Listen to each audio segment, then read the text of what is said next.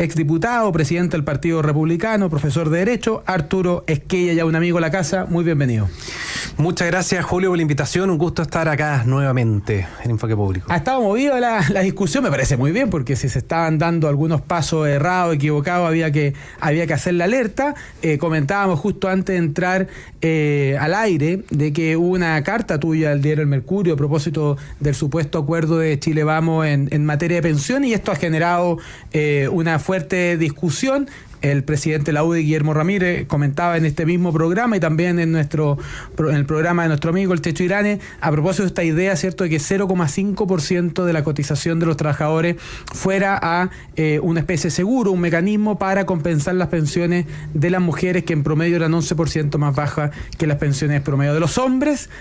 No dijo nada a propósito de la discusión de un préstamo, pero sí lo hicieron las personas expertas que están discutiendo en nombre de Chile Vamos para que 1 o 1,5% de la cotización sea un préstamo de los contribuyentes, de las personas con su ahorro pensiones, a que el Estado pueda usarlo para mejorar pensiones en el aquí y en el ahora. Esto generó una gran discusión. El Partido Republicano salió a hacer la alerta, a rechazar este acuerdo, recordando esa idea que tanto escuchamos a propósito del debate constitucional de que con mi plata no, ¿cierto?, de que los fondos de las pensiones son de las personas. Arturo Esquella. Así es, pues, durante algunos meses se ha estado negociando, particularmente en el Senado, los alcances de la reforma previsional, es decir, la necesaria reforma a las pensiones, que obviamente estamos todos de acuerdo. Hay una especie, digamos, de consenso y de diagnóstico compartido, en el sentido de que hay que hacer un cambio significativo a futuro para mejorar las pensiones, partiendo por quienes hoy día están jubilando. Ya se hizo buena parte, y eso hace que cambie un poco el debate a propósito del proyecto original que había presentado el gobierno. Me refiero a la existencia de la PGU. Claro. Eso hace un pequeño cambio, digamos, en el enfoque que tiene que tener esta reforma, pero se había mantenido en secreto, en reserva, los alcances de estas negociaciones, y claro, todo a partir de, seguramente en estos estudios, cuando se habla, digamos, de un pequeño reparto, que después en el fondo le cambian el nombre, se dice que en el fondo sería una suerte de compensación. Tiene un contenido jurídico que habla, digamos, de la existencia de un acreedor y un deudor, entonces no aplica mucho. En fin, y con las explicaciones que han venido dando durante toda la última semana, los últimos 7, 10 días, la verdad es que nos va quedando lo suficientemente claro que efectivamente acá se está saltando un principio fundamental en materia previsional para nuestro sistema chileno, que es que los ahorros son de propiedad de los trabajadores y van a la cuenta individual. Alguien podría decir, oye, pero no suena un poco mezquino eso, no estar pensando en los demás. Todo lo contrario, lo que estamos haciendo con esto. Primero, el sistema está basado en que cada trabajador va ahorrando para tener, digamos, un monto suficiente a la hora, digamos, de acogerse a jubilación. Y la gracia de este sistema, a diferencia de un mecanismo de reparto en donde el Estado es el que distribuye, digamos, las pensiones el día de mañana una vez que uno jubila, es que esta plata se va rentabilizando. Claro. Es decir, mientras más plata tenga tu fondo, más recursos vas a tener para mejorar lo que llamamos la tasa de reemplazo. Es decir, si yo a los 65 años ganaba X, más o menos cuando ya empiece a recibir mi jubilación sea lo más cercano a ese X. Que obviamente por las lagunas, es decir, toda la cantidad de veces que no han existido cotizaciones porque uno estaba desempleado o por distintas razones, efectivamente se va generando una merma en ese fondo. Entonces, el incentivo a que cada trabajador no falle en la cotización es perfecto. Claro. Y eso hace que el Estado pueda destinar sus propios recursos a otras necesidades o concentrarlo también en materia previsional en quienes más lo necesitan. Acuérdate que nosotros tenemos un sistema mixto. Así es. Uno es el que acabo de explicar y otro es el que se basa en la PGU en este caso, Pilar Solidario antiguamente, en fin, hacerse cargo de las personas que más lo necesitan, que no tuvieron trabajo, que están en una situación de vulnerabilidad, en fin. Entonces, es ahí en donde uno dice, no, si es que lo que nos ha funcionado es el incentivo a que los trabajadores ahorren sus propios recursos. Y el problema que estamos teniendo, que nos obliga a hacer cambios, es que, a diferencia de lo que ocurría cuando se creó este sistema, estamos viviendo en promedio 11 años más. Claro. Hombres y mujeres tomados en conjunto. Las mujeres levemente superior, viven 4 años más que los hombres en promedio. Bueno, se supone entonces que tenemos que tener la capacidad de financiar 11 años más de vida, es decir, 11 años más de ingresos que tienen que salir de los mismos ahorros. Como eso no cuadra, evidentemente que lo primero que te dicen los técnicos que hay que hacer es hacerse cargo de que hay una mayor cantidad de cotizaciones. Claro, más ahorro. Más ahorro porque trabajaste un tiempo más o porque te hiciste cargo de que no hubiera ninguna laguna. Hay distintos mecanismos. Hay personas que entran a trabajar mucho antes que el promedio. Es decir, digamos, uno podría olvidarse de la edad de jubilación, sino que más bien concentrarse en la cantidad de cotizaciones que tú tienes en tu vida laboral. Pero los políticos no quisieron hacerse cargo de la verdadera razón que estaba generando el problema. Me tocó planteárselo directamente al presidente de la República en su oficina. Le dije, mire, para eso son los acuerdos políticos. Si usted quiere hablar con la verdad, quiere hacerse cargo, digamos, de lo que dicen los técnicos, unánimemente todos los técnicos han dicho que ese es uno de los principales problemas, y por cierto subir un poco la tasa, en eso ya hay acuerdo. Ahí vamos a estar nosotros, los republicanos respaldamos, obviamente que es impopular, pero cuando toda la academia, todos los técnicos, todos los colores políticos están de acuerdo, y buscamos entre todos un mecanismo que no afecte a quienes están jubilando hoy día, pero sí se hagan cargo de las personas que están ingresando recién a la fuerza laboral. En fin, todo eso se desechó, se buscaron caminos alternativos, medio ficticios, y al final terminan dándole espacio, y eso es lo que nos molesta, a una razón ideológica al final del día. ¿Sí? Lo que siempre ha querido la izquierda es controlar, administrar los recursos de los trabajadores, los fondos previsionales, y en algunos casos, en algunos países, eso ha terminado con un gran manotazo que nosotros queremos prevenir antes de que pueda llegar a ocurrir en Chile. Oye, hay varias cosas a propósito de lo que explicaba Arturo. Estamos conversando con Arturo Esquella, el presidente del Partido Republicano, a propósito de la discusión de pensiones. Y solo dar alguna luz, alguna idea a esta discusión. Primero, ya lo dijo Arturo, nuestro sistema es mixto y tiene 3 grandes pilares. Tiene un pilar que es el ahorro obligatorio, a lo que todos nos descuentan de nuestro sueldo bruto y se genera esa magia del sueldo líquido. Segundo, la contribución, un pilar solidario en virtud del cual con impuestos de todos los chilenos, o sea, con los recursos del Estado, se ayuda a muchas personas cuya pensión por diversas razones de la vida es más baja, ¿cierto? Y tercero, existe el ahorro voluntario. Existe la figura de los APB, que es un pilar voluntario en que las personas libremente deciden ahorrar un poquito más, ¿cierto?, para mejorar esa pensión en la línea de lo que planteaba Arturo Esquella. Esa es una primera cosa respecto a cómo funciona nuestro sistema. Segundo, a mí me gusta mucho una cosa que suena técnico, pero habla de las tasas de reemplazo, ¿cierto? Y hay un informe de la Superintendencia de Pensiones que dice que la gente que se jubiló entre el 2015 y el 2022, la mediana de la tasa de reemplazo autofinanciada es de 17%, esto equivale a 27% del caso de los hombres y solo un 11% del caso de las mujeres. Sin embargo, si consideramos la PGU, ¿cierto?, la pensión garantizada universal, la tasa de reemplazo sube en promedio a 63%, 62 mujeres, 65 en hombres. Todo esto puede sonar distinto, querido auditorio, ustedes nos están escuchando, dicen, ya, esos números son muy distantes, pongámoslo en plata.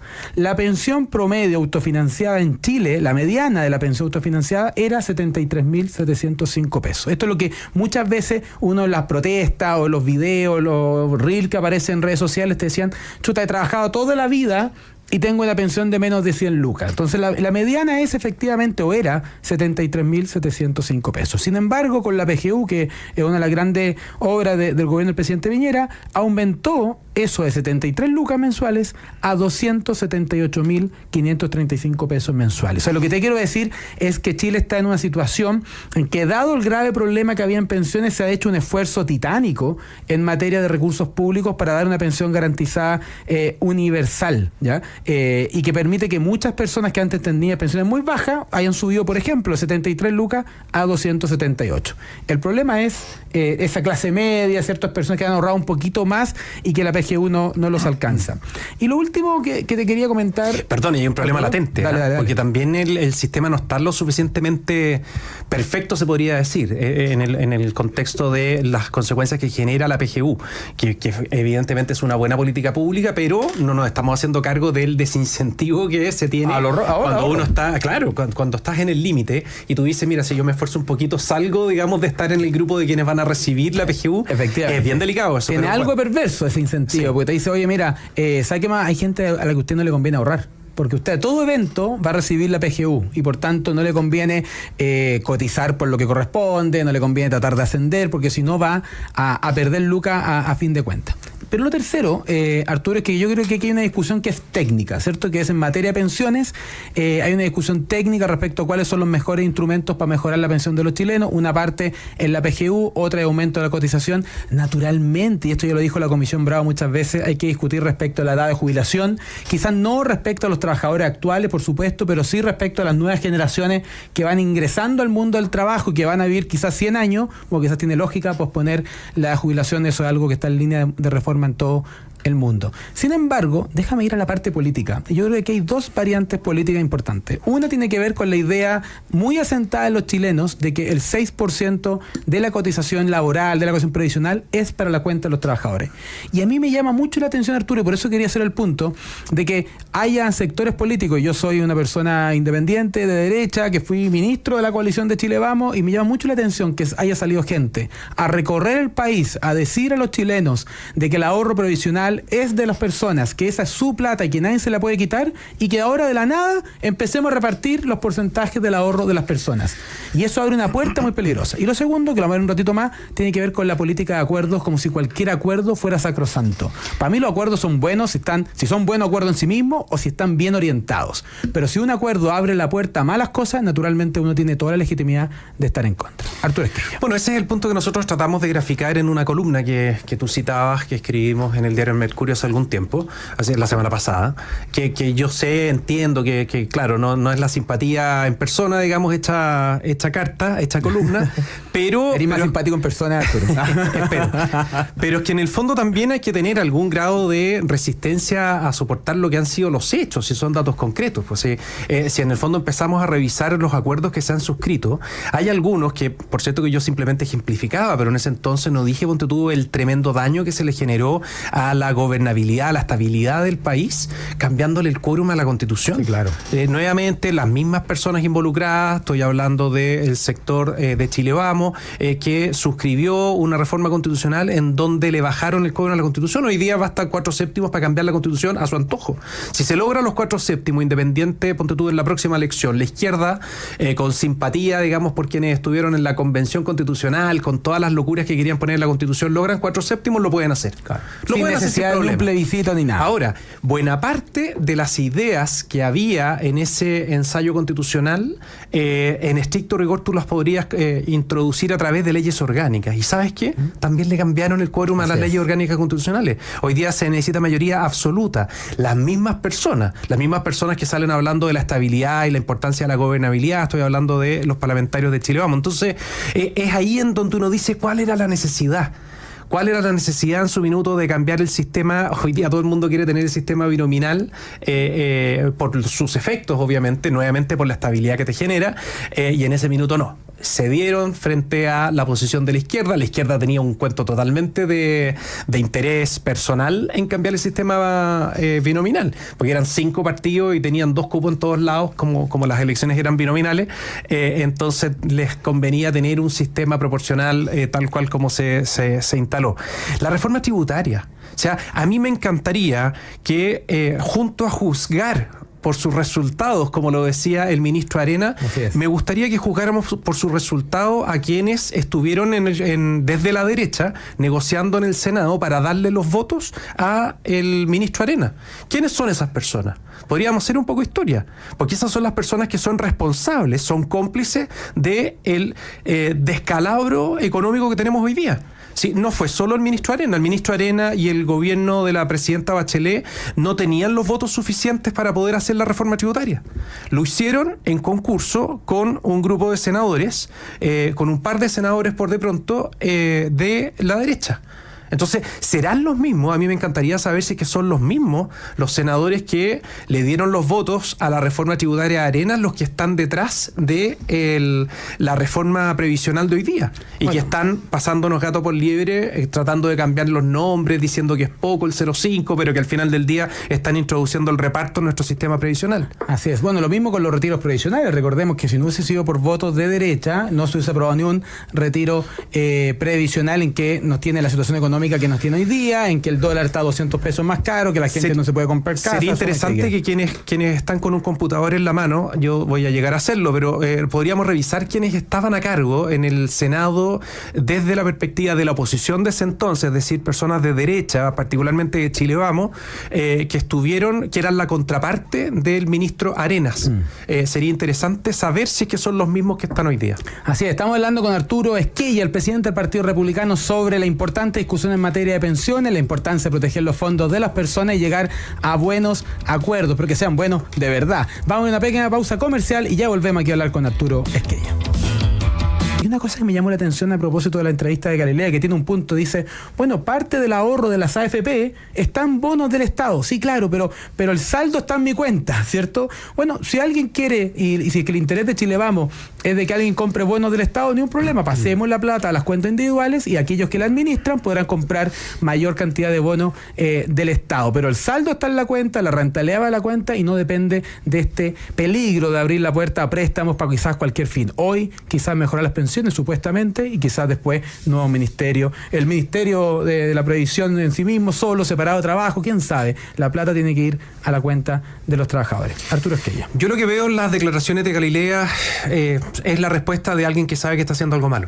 Sí, es eso, es defenderse como gato a espalda, el tratar de cambiar un poco los conceptos, el decirnos en este caso que no, que es un préstamo y que en estricto rigor ya existe. Pero no, si yo le encargo, digamos, la administración de mis fondos que van a ser necesarios para mi jubilación, no solo para mí, sino que para toda mi familia, a una administradora, bueno, ella verá si es que efectivamente, dependiendo del nivel de riesgo que quiero yo asumir, yo el mandato que le doy es eso, por eso claro, elijo qué tipo de fondo, de acuerdo al riesgo, me quiero acoger. Y en la medida, en el fondo, que me voy acercando a mi fecha de jubilación, probablemente voy a ir bajando el riesgo, porque no quiero jugar con todo ese pozo que va a ser del cual voy a vivir.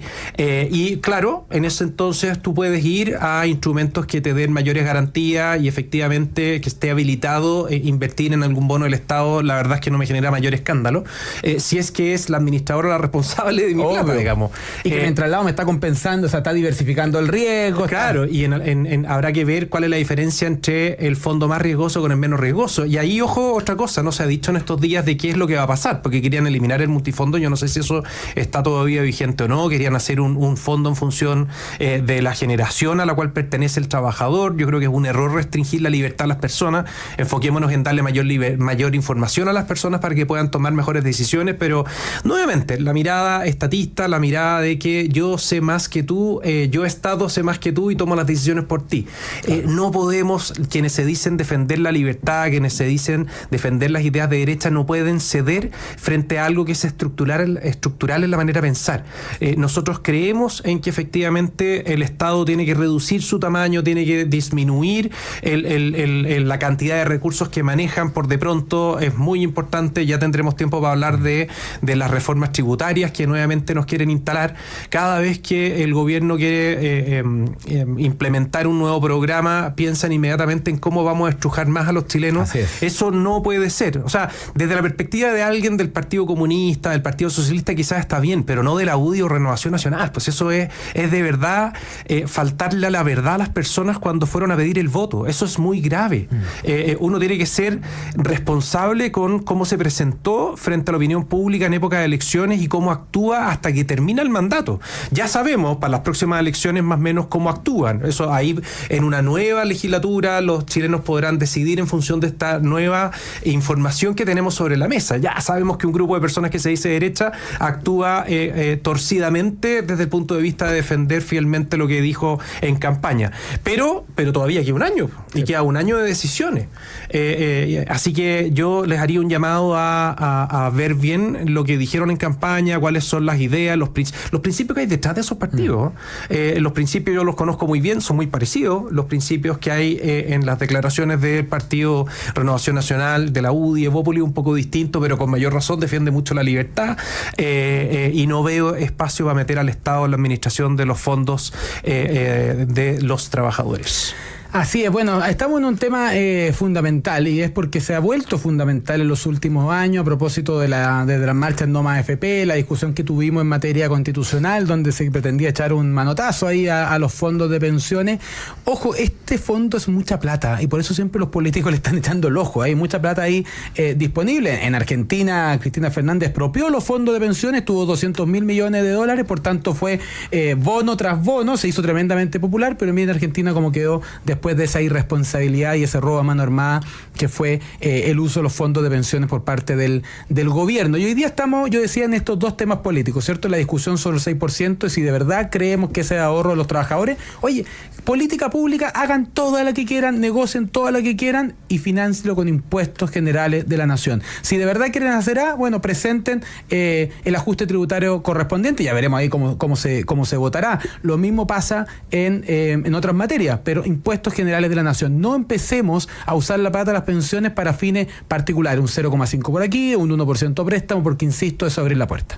Pero segundo, Arturo, yo he visto una polémica muy grande en la derecha, casi moral a esta altura de la vida, es como si se puede llegar a acuerdo o no. Mi opinión personal es que uno llega a un acuerdo cuando eso es algo bueno. No, el acuerdo no es bueno en sí mismo, el acuerdo es un instrumento. Y si es un acuerdo bueno, por supuesto que lo vamos a respaldar. Pero si es un acuerdo no perfecto, entonces yo caigo ahí y digo, ya, este acuerdo no es todo lo que yo quisiera, pero tengo que ver la tendencia, la pendiente. ¿Esto me acerca hacia mi fin o me aleja de mi fin? Bueno, y ahora se está negociando un acuerdo que a priori yo veo que está abriendo una puerta que aleja hacia la idea general de que los fondos de pensión son de los trabajadores. Y por tanto tengo el deber y, por supuesto, la legitimidad moral de oponerme a ese mal acuerdo. Y que hay gente que se obsesiona con el acuerdo. Había una columna, creo que Francisco José Covarrubia, el rector de la Universidad Adolfo Ibáñez, sacralizando los acuerdos, y le respondió Alejandro San Francisco, panelista de esta radio, dijo, oye, pero veamos la historia, si aquí el cobre se nacionalizó por unanimidad, la reforma agraria en su inicio hubo un gran acuerdo. O sea, oye, ¿qué? Ahí estarían todos celebrando, entonces, empezamos a nacionalizar empresas y así suma y sigue, y lo mismo ocurre, y lo digo con tristeza, en materia educacional. En materia educacional, muchos parlamentarios de derecha lamentablemente votaron a favor de la pésima reforma educacional de Michelle Bachelet, y hoy día ni siquiera se atreven a echarla abajo, no sé si por una conciencia, que se sintieron parte de ese mal que le han hecho y cómo destruyeron la educación pública y subvencionada. Bueno, no todos los acuerdos son buenos. Los acuerdos son buenos si en sí mismo tiene un aporte o bien me pone en la tendencia, en la pendiente correcta. Pero si me aleja, no me sube ese acuerdo. Uno no se sube a una micro equivocada, porque a donde te lleve te aleja de tu destino. Arturo Esquella. Así es, pues, estoy de acuerdo. Estamos de acuerdo. Este es un acuerdo que tiene algo contenido. Lo veo por ejemplo, en políticas de seguridad. El gobierno le instaló en la cabeza a un segmento de políticos de derecha de que la manera de resolver los problemas que hoy día estamos teniendo, esta gran crisis de seguridad, pasaban por tener un nuevo ministerio. Nuevo ministerio que le va a costar a los chilenos 7.500 millones de pesos año tras año, con un costo adicional todavía cuando se ponga en marcha, para instalar nada menos que a 120 nuevos operadores políticos. 0 pesos para las personas que verdaderamente nos resguardan, digamos, de la delincuencia, que se preocupan por darnos tranquilidad, por estar en la calle persiguiendo a los delincuentes, en fin. No, acá operadores políticos de tomo y lomo. ¿Cómo tú me puedes decir, además con todo el enredo en el fondo que están generando, con esta figura del Ceremi de seguridad que se va a traslapar con las atribuciones que tiene el delegado regional? En fin, yo creo que es un tremendo error. Nuevamente acá, con tal de mostrar que estaban resolviendo algo, llegaron a un acuerdo. Afortunadamente los republicanos, todos unánimemente, prácticamente no hubo que discutirlo, estaban todos muy, muy en la línea de votar en contra, y para verdaderamente enfrentar la seguridad nosotros hemos propuesto medidas bastante más drásticas. Ya vamos a tener la oportunidad el día día de mañana de conversar. No sé si tuviste la oportunidad de ver un cruce de palabras con el futuro ministro a propósito de este nuevo ministerio. Muy probablemente va a ser el actual subsecretario Cordero, en donde nosotros decíamos, mira, para salir del pantano en el que estamos en materia de seguridad pública se requiere una terapia de shock. Claro. Y la terapia de shock pasa por hacer cosas que la verdad es que para el establishment político general, de esos que se escandalizan con todo, que les gusta lo políticamente correcto, y cuando alguien en algún organismo internacional levanta la voz, se escandalizan. Es probable que ahí van a tener harto material para estarnos pelando como en estos días ha ocurrido, porque uno prende una radio y automáticamente están hablando los republicanos, reclamando en el fondo que les rompimos, les metimos ruido en este acuerdo de pensiones. Bueno, sepan que lo vamos a hacer en todas y cada una de las oportunidades que veamos que se está remando en contra de los intereses de la ciudadanía. ¿Y en qué consiste esta terapia de shock? Consiste simplemente en avanzar de una manera, digamos, más directa, más frontal en contra de la gran amenaza que tiene que ver con el narcotráfico y el crimen organizado. Hoy día el crimen organizado tiene más fuerza de fuego, más poder de fuego que nuestras propias policías en algunas regiones del país. Yo me atrevería a decir que en términos generales en todo Chile. Y con más actitud, además, ciertamente. El caso de Arica Parinacota, que lo he podido estudiar más en profundidad, es realmente impresionante. O sea, mientras el armamento tiene la capacidad de disparar ráfagas de 50 tiros en menos de 2 segundos por parte de los delincuentes, de los integrantes de estas bandas, las policías con dificultad han tenido, digamos, entrenamiento con armas del año La Pera, en donde no tienen ninguna posibilidad de hacer frente siquiera en un operativo policial a el poder de fuego que tienen ellos. Eso es realmente absurdo. ¿Por qué? Porque durante mucho tiempo te instalaron de que era mal visto para la izquierda destinar recursos a un armamento letal como debiera ser, armamento que debiera ser evidentemente superior en el poder de fuego que el que tienen en su poder los delincuentes. Pero no, lo políticamente correcto en ese entonces era hablar de la proporcionalidad en el uso de la fuerza. Y la proporcionalidad pésimamente entendida, porque ellos hablaban, digamos, de que el carabinero, el policía, tiene que tener, digamos, una respuesta proporcional a la que está teniendo el agresor. Nosotros entendemos una proporcionalidad totalmente distinta, en atención al bien que tú quieres generar, es decir, claro, a la protección de la población. Si a mí me sacan una pistola, suena hasta caricatura, pero es que el policía tiene que tener, digamos, una UCI si es que fuera necesario. Obvio, por supuesto. Tiene que tener, digamos, una capacidad de fuego que es algo material, que es algo que tú verdaderamente lo puedes adquirir sin mayor dificultad, con recursos únicamente. Tiene que haber una determinación de meter a la cárcel a estas personas en una dinámica muy distinta a la que está ocurriendo hoy día. Nosotros hemos dicho de que va a haber un antes y un después si es que se aplicara esta política de shock, porque creemos de que la sola pertenencia a una organización criminal es razón suficiente para pasar una temporada en la cárcel que se asemeje a los delitos con una mayor pena del catálogo que actualmente tenemos, cosa que está muy lejos de ser realidad, que es un poco la realidad que vimos en El Salvador. En El Salvador el solo hecho de formar parte de una mara, de una pandilla, de una organización criminal, te aseguraba en el fondo entre 20 y 30 años de pena. Claro. Pena que se debe cumplir con una reclusión sin acceso al medio libre de manera directa o indirecta alguna, es decir, claro, no hay visitas ni celulares, no hay salida ni para las audiencias, no hay absolutamente nada de eso. Es impresentable que todavía se pueda usar el celular, que haya señal de celular en los más de 80 penales que hay en Chile. Bueno, más impresentable también cómo entran los celulares a los penales, porque las grandes denuncias son que incluso hasta funcionarios, gendarmes, incluso ingresan los celulares a la cárcel, lo que ya es como una situación, un chiste en sí mismo. Bueno, hoy día es natural, y esto es sabido por todos, buena parte del crimen se organiza desde el interior de las cárceles, porque el acceso es fluido, porque tienen, digamos, contacto permanente con sus personas. El nivel desde el punto de vista de la cultura carcelaria, lo que más nos decían, particularmente en El Salvador y también en Italia, es que no puedes dar espacio para que se genere una suerte de jerarquía al interior de la cárcel. Claro. O sea, no es un capricho el uniformarlos con estos trajes naranjos, con el que tú quieras determinar, digamos, para tu penal. Eso tiene un propósito, un objetivo que es profundo, que es que no se genere una suerte, digamos, de distintos niveles de rangos que muchas veces tienen que ver con las vestimentas de las personas a cuales tienen acceso en vista, digamos, de lo que reciben de las visitas.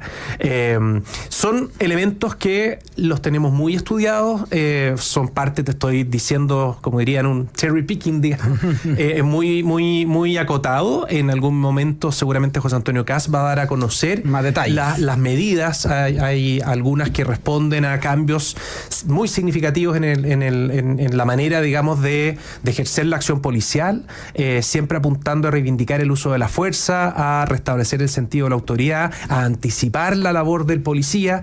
Va a haber una baja legislativa muy rotunda en los tipos penales, y también un rol preponderante de las Fuerzas Armadas. Si es que alguien cree que hoy día, tal cual como se está combatiendo el crimen organizado, el narcotráfico, lo vamos a lograr, eso no es así. Claro. Acá hay que entender una dinámica de guerra en contra de las pandillas, de guerra en contra del crimen organizado, el narcotráfico, y eso pasa por echar mano a quienes están preparados para la guerra y que son precisamente nuestras Fuerzas Armadas, cumpliendo un rol colaborativo precisamente con nuestras policías. Claro, bueno, ya son casi 20 para las 6 de la tarde, ha pasado rapidísimo este programa Enfoque Público. Vamos a una pequeña pausa comercial y ya volvemos a seguir conversando con Arturo Esquella, el presidente del Partido Republicano. ¿Cómo ves tú el ejemplo de Javier Milei, si ustedes lo tienen como una fuerza inspiradora para la pega que está tratando de hacer el Partido Republicano? Yo lo veo tal cual como lo estás planteando, como un ejemplo. O sea, hay quienes piensan, de hecho, en las columnas que han circulado en estos días, algunos que no les gustó nuestra manera de plantear una voz distinta en materia de pensiones, poniendo en duda de que sea bueno el que la derecha siga el juego de la izquierda, y decían que esa no es la forma, que en estricto rigor, en el fondo, uno tiene que tratar, digamos, de siempre agotar los esfuerzos por llegar a un acuerdo, obvio, en la medida que sea positivo, tú lo has dicho ya muchas veces y muy bien. Pero lo que hicieron allá, recordemos cómo llegó al poder, cómo llegó a convencer a los argentinos Javier Milei para ser presidente. Fue a punta de una motosierra. No estoy proponiendo, digamos, que hagamos lo mismo, pero claramente no fue precisamente encontrando la mejor ánimo para llegar a acuerdo en todas las cosas, todo lo contrario. O sea, fue generando contraste, demostrando con hechos de que efectivamente sus ideas son más convenientes para su país, y nosotros podemos hacer exactamente lo mismo acá. Tenemos que tener la disposición. Al otro lado de la cordillera han logrado disminuir más del 30% del gasto público. Así es. Acá perfectamente podríamos hacer lo mismo.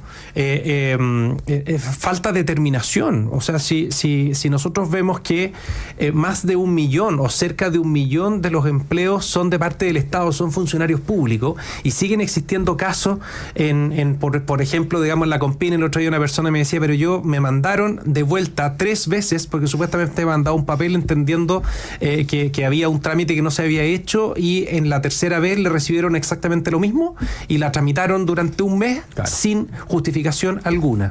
Ese tipo de personas no puede seguir en la función pública. Tiene que haber una evaluación. No puede ser que tengamos un estatuto administrativo, que tengamos un mecanismo que les garantice que van a estar por siempre teniendo y viviendo de parte del Estado. Creo que en eso nosotros tenemos que hacer diferencia.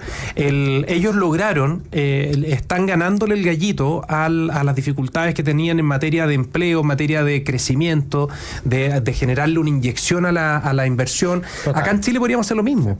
Si alguien piensa, ahí vamos a tener otro round, se los adelanto al tiro. Los que empiecen a considerar de que todos los esfuerzos en materia de permisología son suficientes. Nosotros creemos que no, que son insuficientes, que no sirve absolutamente para nada. Bajar de 12 años a 6 años es una vergüenza. Si lo que tenemos que hacer es permitirle a alguien que se va a meter la mano al bolsillo para generar o para correr el riesgo en torno a un proyecto de un futuro relativamente incierto, asegurarle en el fondo que va a ser en el menor tiempo posible y que en el Estado va a encontrar un aliado, no alguien que le va a estar haciendo zancadilla. Es imposible, claro.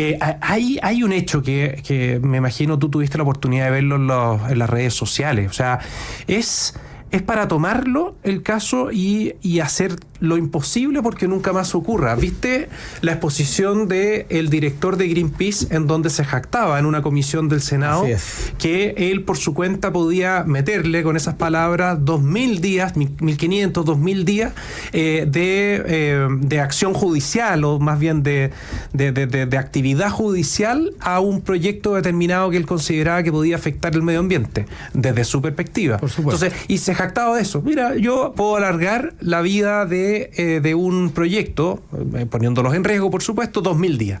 O sea, que más aún se jacte de eso. Claro, a mí me encantaría que le diera la cara a las personas que están quedando sin empleo precisamente porque personajes como él y como muchos otros que viven de esto por de pronto, viven haciéndole daño al progreso del país, se están quedando sin trabajo. Eso es inaceptable. En eso nosotros ya daremos a conocer cuáles van a ser nuestras medidas o terapias de shock, como hemos señalado, pero efectivamente va a venir un golpe importante en materia de permisología y particularmente en evitar la judicialización innecesaria que hemos visto que es una suerte de deporte para algunas personas. Sí, bueno, tú dijiste, Arturo, que habían tenido un intercambio de frases con el subsecretario Luis Cordero ahora, es una forma muy elegante de decirlo, pero han tenido un encontrón ahí y él decía, bueno, quizás no se requiere una terapia de shock, sino que se requiere gestión. Bueno, yo lo que acabo de ver en Argentina con el gobierno de Javier Milei es que ambas cosas van muy de la mano. Lo que pasa es que la gestión se hizo con una actitud muy rápida, transformadora. Te doy un solo ejemplo. Nos fuimos a reunir al Ministerio de Educación con alguien que ya no es ministro, que siempre había un Ministerio de Educación. ¿Tú te imaginas un país que diga, no quiero tener un ministro de Educación? Hicieron un ministro de Capital Humano, dentro metieron un montón de ministerios y dijeron, todos los que antes hubiesen sido ministros y iban a ser una especie de subsecretarios, o viceministros, o secretarios. Y nos reunimos con el secretario de Educación que nos estaba contando toda la pega que se estaba haciendo, y tú veías un edificio enorme, grandes salones, etcétera, y decías, pero este tipo ya no es ministro. O sea, hay una actitud de querer achicar el Estado. En cambio, nosotros aquí, a que cada problema público, estamos creando un nuevo ministerio. ¿Y por qué lo digo? Porque se requiere terapia de shock en muchas materias. Y quizá en el próximo gobierno no se van a poder dar todas las batallas, pero hay que saber, pero hay que querer dar alguna por lo menos, ¿cierto? O sea, no es que se tenga tiempo ni los votos para hacer todo lo que uno quiera en el Congreso, pero por de pronto alguna batalla que valga la pena levantarse temprano. Arturo Esquella. Nosotros nos vamos a concentrar precisamente en estas dos grandes tareas, en convertir a Chile en el país más seguro de Latinoamérica. Estamos convencidos que sabemos cómo llegar a ese propósito.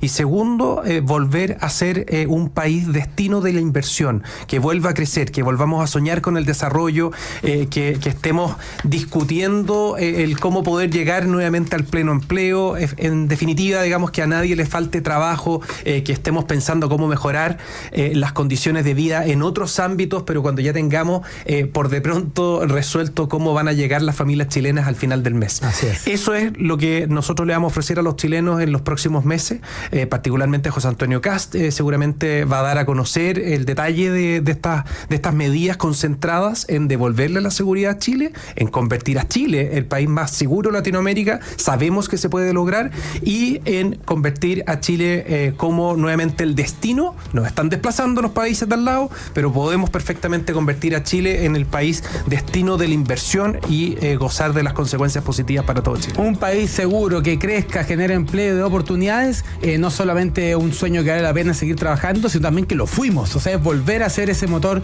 que tuvimos para miles de familias. Yo, por mi parte, nos despedimos aquí con Arturo Esquella. Le agradecemos a toda la compañía, a la audiencia. Nos veremos mañana a las 5 de la tarde en un nuevo Enfoque Público. Que esté muy bien. Chao. Chao.